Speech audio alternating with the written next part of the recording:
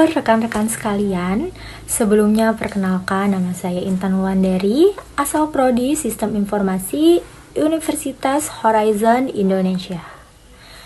Saya ucapkan terima kasih atas perhatiannya pada kesempatan ini. Hari ini, saya akan mempresentasikan hasil penelitian dan pengembangan sistem pelaporan kekerasan terhadap perempuan dan anak berbasis web, yang kami beri nama SafeCall. Nah, sistem ini dilengkapi dengan fitur geolokasi dan layanan 24 jam untuk meningkatkan efektivitas dan keamanan pelaporan.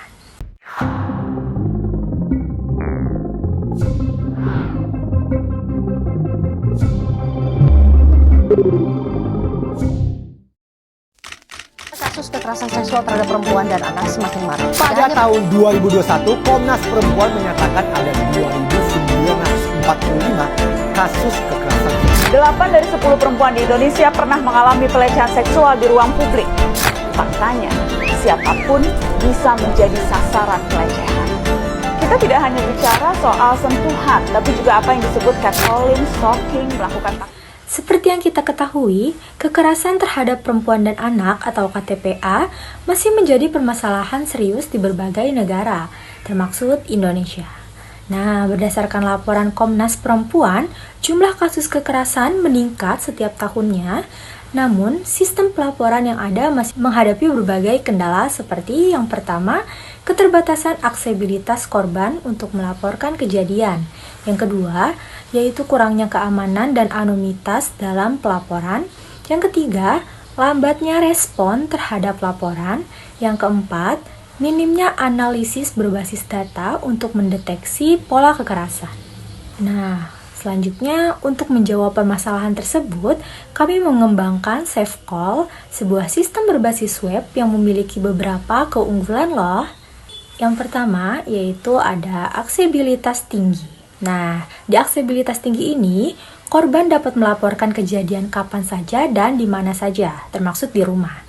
Yang kedua yaitu keamanan berbasis autentikasi digital. Nah, di sini data korban dienkripsi untuk melindungi anonimitas. Yang ketiga yaitu ada analisis big data. Sistem dapat memprediksi tren kekerasan secara real time. Yang keempat ada fitur geolokasi di mana menghubungkan korban dengan layanan darurat terdekat. Yang kelima yaitu ada layanan 24 jam, respon cepat untuk penanganan kasus kekerasan terhadap perempuan dan anak. Di sini kami menggunakan metodologi pendekatan Design Science Research yang meliputi perancangan sistem di mana analisis kebutuhan, pemilihan teknologi, dan desain UI UX. Lalu yang kedua ada implementasi di mana pengembangan sistem dengan teknologi berbasis web dan big data. Lalu yang ketiga, yang terakhir ada evaluasi, uji coba pada pengguna awal, dan perbaikan berkelanjutan. Nah, lalu selanjutnya untuk fitur utama SafeCall yaitu ada pelaporan online. Di sini korban dapat mengirim laporan melalui platform dengan opsi anonim. Lalu ada integrasi geolokasi, mempermudah pencarian layanan bantuan terdekat. Lalu ada keamanan data, sistem enkripsi untuk menjaga privasi pelapor. Lalu yang keempat ada layanan bantuan 24 jam, tersedia tim respon cepat. Lalu yang terakhir ada analisis data berbasis AI. Nah, mengidentifikasikan pola kekerasan untuk rekomendasi kebijakannya. Lalu, manfaat SafeCall bagi korban itu memberikan akses mudah, cepat, dan aman untuk melaporkan kasus kekerasan. Lalu bagi lembaga perlindungan itu tuh meningkatkan efektivitas dalam pemantauan dan penanganan kasus.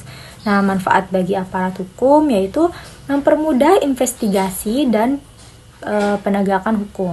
Lalu manfaat bagi pemerintah yaitu menyediakan data berbasis bukti untuk kebijakan pencegahan kekerasan. Nah, kesimpulan dari analisis kami yaitu SafeCall hadir sebagai solusi inovatif untuk mengatasi kendala dalam sistem pelaporan kekerasan terhadap perempuan dan anak dengan fitur geolokasi, layanan 24 jam, serta analisis big data. Kami berharap sistem ini dapat meningkatkan perlindungan dan mempercepat respon terhadap kasus kekerasan. Kami membuka peluang untuk kolaborasi dengan berbagai pihak dalam implementasi sistem ini. Sebelumnya terima kasih atas perhatiannya. Saya Intan Wulandari pamit undur diri. Sampai jumpa. 3 dari 5 perempuan mengalami pelecehan seksual sekali dalam hidupnya. Perempuan bukanlah objek seksual, objek pandangan, ataupun objek kekerasan. Namun, perempuan adalah subjek yang berhak untuk dihargai layaknya manusia. Perempuan membutuhkan proteksi. Perempuan juga perlu merasa aman keluar rumah terlepas dari apapun yang digunakan atau diperbuat. Tidak melawan bukan berarti lemah. Tidak melapor bukan berarti takut. Korban adalah korban. Korban berhak didengar dan dilindungi, bukan dihakimi. Bersama, kita bisa saling mendukung dan melindungi tanpa menghakimi satu sama lain.